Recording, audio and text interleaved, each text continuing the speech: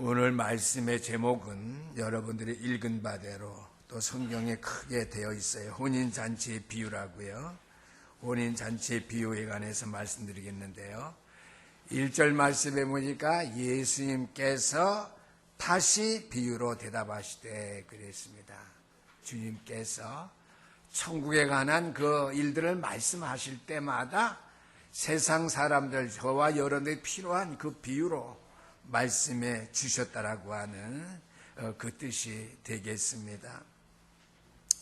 우리가 기독교의 교리를 이해할 때에 천국에 대한 잘못된 선입관을 우리가 가지고 이해하고 있는 부분이 있다고 할 것 같으면요, 그것은 우리의 천국관입니다.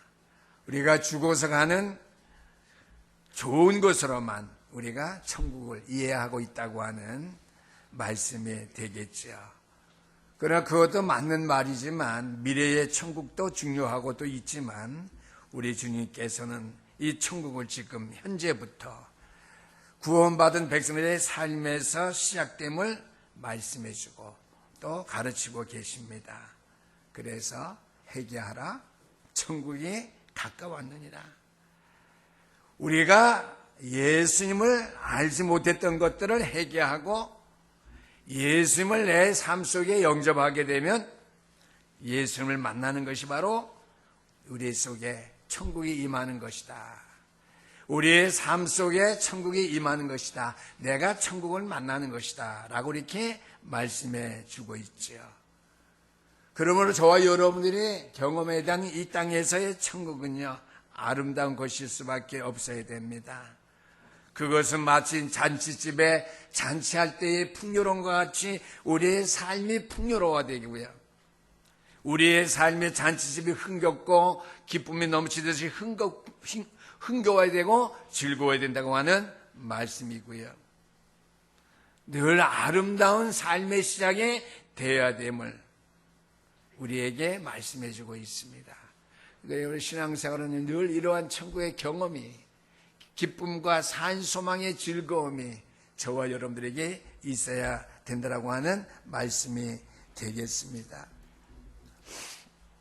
그래서 오늘 첫 번째 말씀은 혼인잔치, 천국잔치에 많은 사람들을 초대했어요.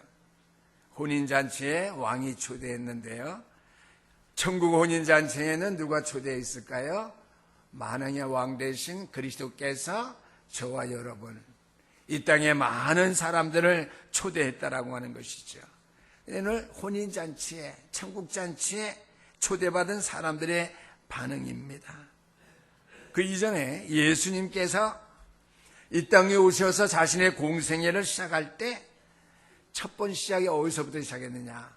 요한복음 2장 가나 혼인잔치에서 시작했습니다. 또 예수님께서 이 땅에서 공생애 하실 때에 많은 죄인들과 함께 했어요. 세리도 부르셨고요. 죄인과 식사도 같이 했고요. 사마리아 여인과의 대화를 통해서 참된 예배에 대해서, 구원에 관해서 말씀해 주기도 했습니다. 많은 사람이 예수를 메시아로 인정하지 못하는 이유 가운데 하나가 바로 그런 점이에요. 어떻게 자신을 하나님의 아들 메시아라고 하면서 죄인들과 함께 하느냐 하는 것이죠. 그 이유는요, 예수님 당시에 이 중동 지역에 또 팔레스타인 지역에 많은 일반적인 종교에서 영향을 끼쳤던 파가 있습니다. 에세네파인데요. 신학 공부하면 우리가 알게 됩니다. 에세네파인데요. 이 에세네파는요, 금욕주의를 주장하는 그런 종파 의식입니다. 그래서 오늘날도 교회 모든 종교는 그런 영향력을 많이 입고 있지요. 금욕주의. 그래서 흔히 기독교도 금욕주의로 오해하기 쉽습니다. 이것은 종교에 대한 편견이겠지요. 그래서 그 당시에 사람들의 생각을, 편견을 깨트리기 위해서 우리 주님께서 공생애를 시작하면서 놀라운 사역들, 삶을 시작하셨던 것입니다. 가나 혼인잔치에 가셨고요. 요한복음 4장에 보니까 사마리아 수가성 여인과요 대화하셨고요. 죄인들과 식사를 같이 했다고 하는 사실이죠. 그래서 바리새인들과 서기관들은 예수님을 굉장히 싫어했어요. 죄인들과 식사를 한다. 그래서 세례 요한의 제자들도 예수님께 와서 묻잖아요. 세례 요한의 제자들은 금식도 하는데 왜 당신은 금식을 안 하십니까? 질문한 사실도 우리가 알고 있죠. 그러나 주님께서는 그리스도의 삶의 핵심을 말씀해 주시면서요, 보여주시면서 하신 말씀이 있어요. 신부가 결혼식 잔치를 위해서 신랑과 함께 있을 때에 혼인잔치 할 때 어떻게 금식할 수가 있겠느냐고 하는 것이죠. 쉽게 말하면 혼인잔치가 중요한데, 천국 잔치가 중요한데, 너희들이 보는 거, 관점 가진 거, 너희들의 잘못된 편견, 자꾸만 금식, 금욕주의, 선한 것, 이런 거 말하는데, 그리스도께서 하신 일 자체가, 그리스도 자체가 선한 사람이고요. 그가 하신 일 자체가 선한 일이에요. 그래서 세상에 일 금식하는 것 중요한 건데 더 중요한 것이 무엇인지 우리의 생각을 고쳐야 되고요. 편견을 깨트려야 됩니다. 우리 장로 오늘 예틀을 많이 얘기를 했는데요. 예틀을 깨트려야 돼요. 영적인 예틀을 깨트려야 돼요. 두 번 강조하셨죠? 기도할 때 깨트려야 돼요. 요즘에 전체 메시지 흐름이 그거죠. 이번에 237 나라 강의에서도요, 예틀을 깨는 거예요. 그래서 그리스도의 삶의 핵심을 주님께서 친히 보여주셨다라고 하는 말씀이죠. 그래서 예수님께서 혼인잔치집과 같은 놀라운 삶을 준비하시고 저와 여러분들을 초청하셨다고 하는 말씀이 되겠습니다. 오늘 보니까 초대받은 사람들의 반응인데요. 첫 번째 어떤 반응이 있었습니까? 4절에서 5절까지 말씀 보니까 일상적인 삶에 집착하는 사람들의 모습이 나옵니다. 쉽게 말하면 결혼식 오세요 그랬는데 난 바빠서 못 가요. 일상적인 삶에 집착해서 초청한 그 일에 거부 반응을 보였다라고 하는 말씀이죠. 2절 3절 말씀 보니까 천국은 마치 자기 아들을 위하여 혼인잔치를 베푼 어떤 임금과 같으니 하나님께서 그리스도를 통해서 천국 혼인잔치, 육신적으로 말하면 혼인잔치, 영적으로 말하면 천국 혼인잔치를 베풀었고 손님들을 초청했다라고 하는 것이죠. 그래서 그 종들을 보내요. 그 청한 사람들을 혼인잔치에 오라 하였더니 오기를 싫어하고는 그랬습니다. 아니 목사님 바쁜데 혼인잔치를 차려 갑자기 오라 그러면 누가 갈 수 있어요? 볼일을 봐야죠. 맞는 말이에요. 그럼 오늘 3절 말씀은 잘 보시길 바랍니다. 그 종들을 보내요. 그 청한 사람들을 그랬습니다. 이미 청했어요. 잔치에 오라고요. 2절 말씀에 그 종들을 보내요. 그 청한 사람들을 혼인잔치에 오라. 그냥 가서 아무나 오라 하자고요. 이미 청한 사람. 그 당시에 중동 지역, 팔레스타인 지역은요, 오늘과는 문화가 틀리기 때문에요. 글씨, 또 이런 언어에 상통하기 아주 어려운 시대였기 때문에 꼭 잔치하기 전에는 미리 잔치를 다 알린답니다. 그 다음에 그 전날에 가서 내일 잔치입니다. 내일 잔치에 오세요. 그런다는 것이요. 그 당시의 전통을, 문화를 우리가 참고해 볼 필요가 있습니다. 한 번 초청한 것이 아니에요. 오늘 2절 말씀 보니까 종들을 보내서 이미 청한 사람들, 오세요, 오세요, 오세요. 이 청한 사람들에게 오라고 보냈다고 하는 거예요. 오늘 그날입니다. 오세요. 그 말이죠. 그래서 4절 말씀에 다시 다른 종들을 보내어 이르되 청한 사람들을 또 그랬거든요. 청한 사람들. 2절에도 4절에도 이미 청한 사람들을 안 오니까 또 오라고 불렀는데요. 그들이 안 왔다고 하는 것이죠. 예수님께서도 똑같은 일을 하셨다고 하는 사실을 여러분들은 아시고 계실 합니다. 구약시대의 중요한 메시지는 메시아 사상이죠. 그리스도가 이 땅에 오실 것이다.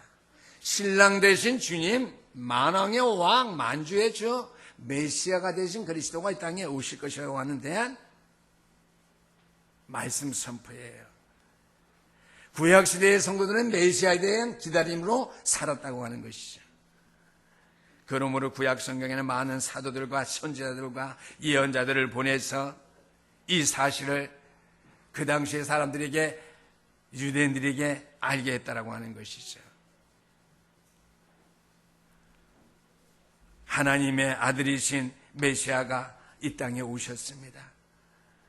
그러나 그 메시아가 이 땅에 온 사실을 통해서 우리는 기쁘다 구주로서 내가 좀 좋아했지만은요, 그 당시의 사람들은 자기 땅에 오매 감격하기는커녕 그분 그리스도를 냉대했으며 무관심 속에서 그분을 잃어버리고 말았다고 하는 것이죠. 그래서 요한복음 1장 11절 말씀 보니까 자기 땅에 오매 자기 백성이 영접하지 아니했다고 이렇게 증언해주고 있습니다. 오늘 본문 말씀을 보니까 자기 밭으로 가서 내가 밭일을 봐야 된다. 나는 사업하는 일이 지금 있어서 그 사업을 내가 마저 정내러 가야 된다. 자기 일에 성실한 것, 비난할 수 없고 비난의 대상이 아닙니다. 주님도 그것을 비난하신 것이 아닙니다. 핵심은요, 중요한 사업 관심 때문에, 중요한 자기의 밭일 그 관심 때문에, 그보다 더 중요한 사건 메시아를 잃어버렸다고 하는 것이죠. 천국 혼인잔치의 축복됨을 그들이 알지 못하고 기억하지 못하게 된다고 하는 사실입니다. 오늘 설교의 핵심 초점은 바로 그것입니다. 여러분들이 하는 일 중요해요. 관심 갖지 마라. 하나님은 말씀하지 않으셔요. 일 하실 때 우선순위죠. 주일날 예배하는 것, 하나님의 나라의 성전 건축 모든 일, 이것이 뒤에요. 자기의 사업, 자기의 일보다도 더 중요하다는 사실을 우리가 잃어버려서는 안 된다고 하는 것이죠. 일상적인 삶의 성실 때문에 창조주 하나님의 일을, 내 일에 내가 너무나 성실해. 나는 많은 사람이 인정받거든요. 칭찬받거든요. 다 인정해줘요. 좋아요. 그러나 그러한 성실한 삶 때문에, 내 개인적인 삶과 나의 사회적인 일의 그 성실함 때문에, 인정 때문에 창조주 하나님의 일을 우리가 외면해버리고 잊어버린다면요, 그때부터 일에 대한 우리의 성실성은요, 바로 우상이 될 수밖에 없습니다. 다른 게 우상이 아니에요. 하나님의 일보다도 다른 것이 더 성실성을 부여하게 되면요, 우상이 될 수밖에 없다라고 하는 것이죠. 그래서 오늘 마태복음 24장 37절에서 39절까지 말씀인데요, 노아 때와 같이 인자의 임함도 그리하리라. 홍수전에 노아가 방주에 들어가던 날에까지 사람들이 먹고 마시고 장가들고 시집가고 있으면서 홍수가 나서 그들이 단 한 일까지 깨닫지 못하였으니 인자의 임함도 이와 같으니라. 노아 홍수 때 물로 심판했다. 맞아요. 장가가고 시집가는데 왜 멸망당합니까? 장가가고 시집가야죠. 맞아요. 장가갈 때 장가가고 시집갈 때 시집가야 돼요. 그러나 뭐예요? 그때 세상을 심판하니까 방주에 들어와라. 그리스도 안에 들어와라. 천국 잔치에 들어와라. 그랬는데 거기에는 믿음으로 성실함을 보이지 아니하고, 세상에 되어질 일에 대해서는 깨닫지 못하고 성실함을 보이지 못하고, 육신적인 일에 완전히 초점을 맞춰서 성실함을 배워서 어떻게 해요? 그들이 물로 심판, 멸망받을 수밖에 없었음을 우리에게 말씀해 주고 있습니다. 중요한 것은요, 마태복음 제가 24장 읽어드린 노아 시대의 이거 중요한 것은요, 저희들을 다 멸하기까지 그들이 깨달지 못했다고 하는 말씀이에요. 이것은 삶에 대한, 일상적인 삶에 대한 정죄가 아닙니다. 내 삶에 대한 지나친 관심, 지착 때문에 더 중요한 사실을 깨닫지 못하고 멸망했다고 하는 사실이죠. 두 번째입니다. 적극적으로 초대받은 사람들이 있는데요. 적극적으로 초대받았는데요. 그 일을 방해하고 핍박하고 나섰다고 하는 것이죠. 적극적으로 예수를 핍박하고 거절한 사람들입니다. 6절, 7절 말씀인데요. 그 남은 자들은 종들을 잡아 모욕하고 죽이니 임금이 노하여 군대를 보내 그 살인한 자를 진멸하고 그 동네를 불사르고 그랬습니다. 저는 이전에 역사적인 배경과 연관시킨 요것만 볼 때에는 잔치 안 왔다고 이러느냐, 비유지 않아요. 혼인잔치 비유예요. 천국잔치에 대한 비유입니다. 이 말씀은요, 역사적으로 정확하게 그대로 들어맞은 예언이라는 사실에 우리가 놀라야 됩니다. 하나님의 말씀은 우리에게 주는 하나님의 교훈이 아니고 사실 성취 그대로구나.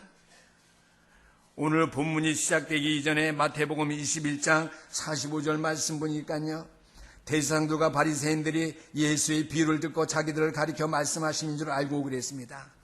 모든 유대인들, 대제사장들과 서기관들, 바리새인들이 주님이 하신 모든 말씀은 자기들에게 행한 건 줄 알고 예수를 잡아 죽이려고 했다고 하는 것이죠. 하나님의 아들이라고 하는 것, 신성모독은요, 자기들이 어떻게 해요? 신앙, 종교적인 그 이유에 불과해요. 이 비유가, 주님이 하신 모든 비유들은 자기들에게 행한 것인 줄 알고, 또 오늘도 본문 읽은 마태복음 22장 14절까지 말씀 읽었는데요. 15절 말씀 보니까 이에 바리새인들이 가서 어떻게 하면 예수의 말에 올무를 걸리게 할까 상의하고, 될 수 있으면 예수를 핍박하고 예수를 잡아 죽으니 이래 자꾸만 건덕지를 걸어 나갔다고 하는 말씀이 되겠습니다. 왜 예수님께서 그런 일을 당하셔야만 합니까? 예수님은 기쁜 소식을 가지고 오셔서 저와 여러분들을, 온 인류를, 하나님 나라를 초청하신 분이시여 이 땅의 구세주 메시아로 오신 분이신데요. 그래서 오늘 본문 말씀해 보니까 임금은 분노했다고 그랬습니다. 군대를 보냈다고 그랬습니다. 그러니 동네를 무저리 불살라 버렸다고 그랬습니다. 역사적으로 그것이 그대로 실현됐다고 하는 것. 역사적인 증거는 남죠. 예수님에게 돌을 던지며 십자가에 피 흘리게 했던 그 유대 나라의 예루살렘 도시, 주 70년에 로마 타이터스 황제가 파견한 로마 군대에 의해서 예루살렘 성읍은 돌 위에 돌 하나 남지 아니하고 다 무너졌다고 하는 사실이에요. 이거예요. 자기 땅에 오면 자기 백성이 영접지 아니하고 예수님 당시에 죄인을 부르신 주님을 보고 유대인들이 핍박하며 그를 십자가에 못 박았던 믿는다고 하는 믿음의 사람들, 유대인들이, 유대교를 믿었던 사람들이, 유대교와 기독교의 차이점 딱 한 가지예요. 그들은 모세의 율법을 섬겨요. 그러니까 어떻게 해요? 딱 그리스도만 빠져요. 유대교와 우리의 틀린 점이 있다면 딱 한 가지 뭐냐면 그들은 우리랑 다 똑같다고 써도 돼요. 근데 뭐가 없어요? 그리스도가 없어요. 그러니까 다 없는 거예요, 결과적으로. 그렇죠? 우리의 믿음의 생활에, 우리 신령교회에 그리스도가 없다면 교회가 아닌 거예요. 모습은 똑같아요. 그리스도에 관해서 자꾸만 그리스도만 말한다. 성경 전체의 비유 보면 그렇잖아요. 모든 비유의 시작은 구약이잖아요. 그들의 모든 세상은 바리새인과 서기관들, 대제사장들이잖아요.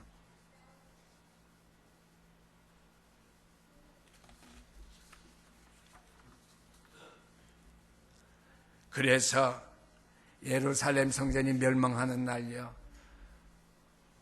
망하던 그 성전 안에서 큰 소리가 들렸답니다. 이 영광이 떠났다. 나의 영광이 떠났다. 예루살렘 성전이 멸망할 때에 그 소리를 들었다고 하는 역사적인 증거가 있어요. 그 말 어떻게 믿을 수 있냐? 믿음으로 아멘하면 되지. 아니에요. 구약에 보니까 제사장의 직분을 잘못 감당한 제사장이 있죠. 엘리 제사장. 엘리 제사장의 며느리가 믿음이 좋았던가 봐요. 출산하다가 아이를 낳고 출산하다가 숨을 거뒀는데요. 엘리 제사장의 며느리가 여호와 하나님의 영광이 우리 가정에서 떠났다. 그랬대네요. 그래서 저는요, 예루살렘 성전이 돌아가는 후에 남장은 무너질 때에 영광이 떠났다, 나의 영광이 떠났다. 저는 그 말을 믿어요. 오늘 오후 시간에도 그 영광에 관한 말씀, 제가 고린도 후서에 있는 말씀을 여기서 제가 설교하게 되겠는데요. 믿습니다. 이 땅에 죄가 찾아올 때에, 흑암이 찾아올 때에, 어둠이 이 땅을 덮을 때에 하나님의 영광은 떠나게 되어 있습니다. 나의 기쁨, 나의 소망 대신 그리스도를 잃어버리고 어두운 가운데 내 자신이 붙잡혀 있다면 소망과 기쁨이 나에게 없어지게 되죠. 내 삶 속에 기쁨이 잃어버리게 돼요. 마찬가지예요. 그렇지만 영원히 없어지는 건 아니죠. 이 땅이 죄로 간영하게 되고 소돔과 고모라 시대와 같이 흑암이 깊은 가운데 있고 어둠이 만민을 가리게 되면은요, 하나님의 영광은 완전히 이 땅을 떠나게 된다는 사실이죠. 나 개인에게서, 우리 교회 속에서, 우리의 공동체 안에서, 한 나라 속에서 하나님의 영광이 떠날 수 있다라고 하는 것이죠. 그래서 이스라엘이 멸망할 때에 영광이 떠났다, 나의 영광이 떠났다, 하나님의 영광이 떠났다고 하는 말처럼 인간세의 가장 비극적인 선언은 이 땅에 없다라고 하는 사실이죠. 여러분의 삶 속에 신앙생활에 여호와의 영광됨으로 충만해지기를 주 이름으로 축원합니다. 늘 여호와의 빛으로 영광됨으로 찬란하게 여러분 생애가 빛날 수 있게 되기를 주 이름으로 축원합니다. 죄를 즉시 물리치고요, 사탄을 즉시 결박하시고요, 흑암과 어둠에서 늘 그리스도의 이름으로 꺾을 수 있게 되기를 주 이름으로 축원합니다. 세 번째로,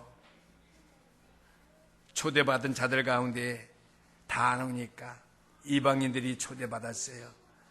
8절에서 10절 말씀 보니까 거리에 나가서 어떻게 해요? 만나는 사람대로 혼인잔치에 오라고 그랬어요. 역사적으로 예수님께서 어떤 사건을 두고 우리에게 하신 말씀입니까? 소위 선민인 이스라엘 백성들이 그들에게 찾아오신 메시아를 거절하고 이 복음을 받아들이지 아니하니까 예수님께서는, 하나님께서는 마침내 이 복음을 이방인들에게 주라고 선언하십니다. 그래서 이 복음의 초청은요, 유대인들을 떠나서 유럽과 아프리카와 남미를 거쳐서 전 세계를 돌다가 어떻게 해요? 아시아까지 와서 한국 땅에 이 복음이 전파되어지게 되던 사실입니다. 큰 두 번째입니다. 많은 이방인들을 불러서 초청했는데 초청받은 사람들을 왕이, 임금이 와서 보니까 그 가운데 예복을 입지 않은 사람이 있음을 발견했습니다. 11절에서 14절까지 말씀은 예복을 입지 않은 사람입니다. 임금님이 초청받은 그 손님들을, 초청한 손님들을 부르고 들어올세 거기서 예복을 입지 않은 한 사람을 보고 그랬습니다. 전체 예복을 입었는데 한 사람이 예복을 안 입은 거 발견했어요. 팔레스타인 지역, 중동 지역은 잔치할 때요, 똑같은 옷을 나눠준대요. 입는다는 거죠. 중동 사람 보면 다 그냥 흰 거 그냥 통짜로 입었잖아요. 머리 쓰고요. 뭐 그 생각하면 돼요. 우리 오늘 옷을 혁명 섹스로 입었지만은요, 그 당시에 그랬대요. 그냥 두루마기 옷 같은 이렇게 걸치고 이렇게 통일해서 옷을 주는데, 왕의 모습 와서 보니까 거기서 예복을 입지 아니한 한 사람을 보고, 친구여, 왜 너는 예복을 입지 않았느냐? 그러니까 그가 아무 말도 하지 않았대요. 유구무원. 유구가 뭐예요? 제가 생각하는 입은 있는데 입은 뚫렸는데 말 안 했다는 거예요. 유구무원. 아무 말도 하지 않았다는 것이요.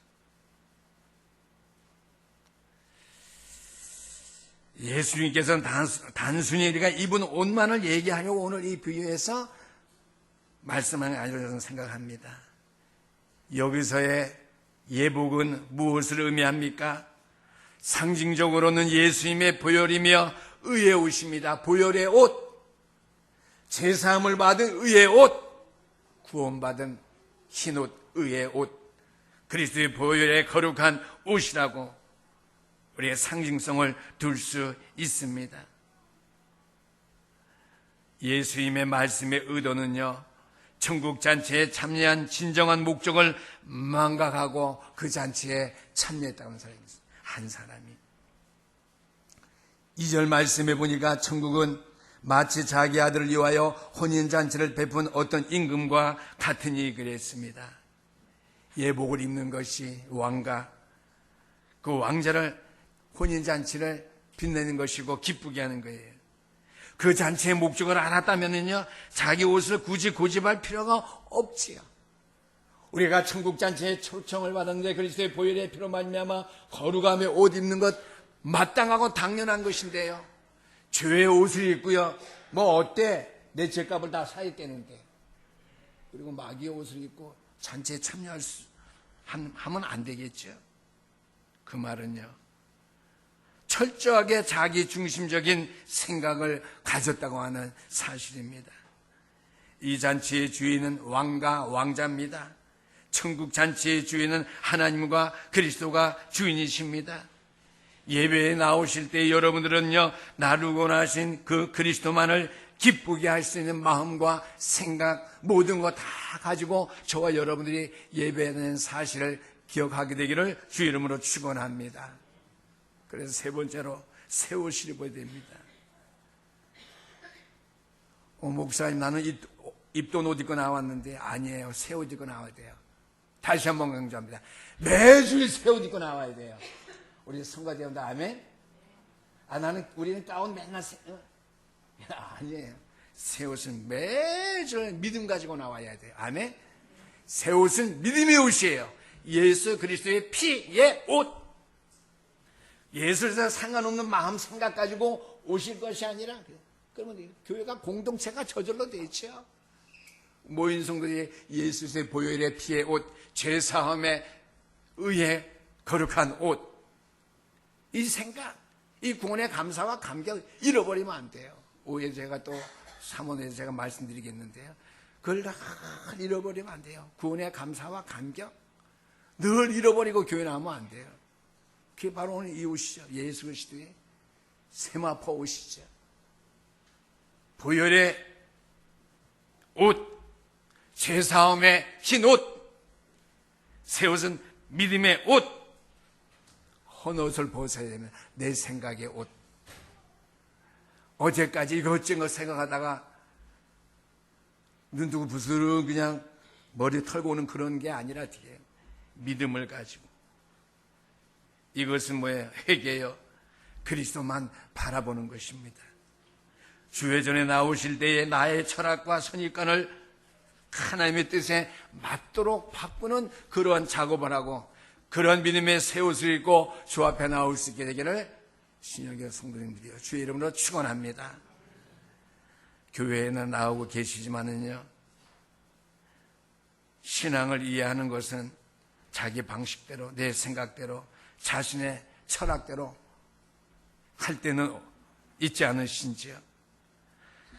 하나님께 원하시는 예수의 거룩한 의의 옷, 보혈의 새 옷, 믿음의 옷을 항상 준비하시고 제단에 나올 수 있게 되기를 주 이름으로 축원합니다. 오늘 본문 말씀의 결론은 무엇이겠습니까? 14절 말씀, 청함을 받은 자는 많되 택함을 입은 자는 적으니라 그랬습니다. 여기서 항상 성경을 볼 필요가 있어요. 예수님의 제자 가룟 유다입니다. 겉으로 볼 때는 아무도 몰라요. 예수님 잘 따라든 제자였었어요. 주님을 만날 때 랍비여 평안합니까? 주님의 손등에다가 키스한 사람이에요. 그러나 하나님은 우리가 하는 모든 말에, 우리가 생각하는 모든 생각에 절대로 속지 않고 계신 분이라는 사실을 여러분들이 기억해야 됩니다. 가룟 유다가 어떠한 사람이었습니까? 베다니의 나사로의 집에 갔는데 나사로의 누나 마리아가 예수님에게 항유를 부었어요. 그러니까 마태복음 오늘 뒤에 있습니다. 26장 8절 9절 말씀해 보니까 가룟 유다가 말합니다. 무슨 의도로 이것을 이렇게 허비하느냐? 이것을 비싼 값에 팔아 가난한 자들에게 줄 수 있었겠다 하거늘 예수께서 아시고 그들에게 이르시되 너희가 어찌하여 이 자를 괴롭게 하느냐? 그가 내게 좋은 일로 하였느니라. 가난한 자들은 항상 너희와 함께 있거니와 나는 항상 함께 있지 아니하니라. 이 여자가 내 몸을 이 향유를 부은 것은 내 장례를 위함이니라. 천국 말씀이 전파되는 것마다 이 여자의 행실이 전파되어진다네요. 그렇죠? 마리아의 관심과 가룟 유다의 관심은 다른 데 있다고 하는 거예요. 그 믿음의 생각과 가룟 유다의 믿음의 생각과 마리아의 믿음의 생각은 다르다고 하는 거예요. 가룟 유다는 믿음을 가지고 그리스도의 보혈의 세마포 옷을 입고 주님 앞에 믿음으로 행했지만은요, 가룟 유다는 아니죠. 자기 생각, 자기 철학, 자기 중심의 생각의 옷을 입고 주님이 받으신 그 영광됨을 비판하고 나섰다는 것이죠. 그래서 예수님께서 가룟 유다에게 주님을 잡으러 간원들하고 왔죠. 군인들하고요. 내가 할 일을 속히 하라. 가룟 유다가 쫄아서 우리말로만 아무 말도 못했어요. 왜? 주님께서는 자기 마음의 생각을 다 아시니까. 그렇죠?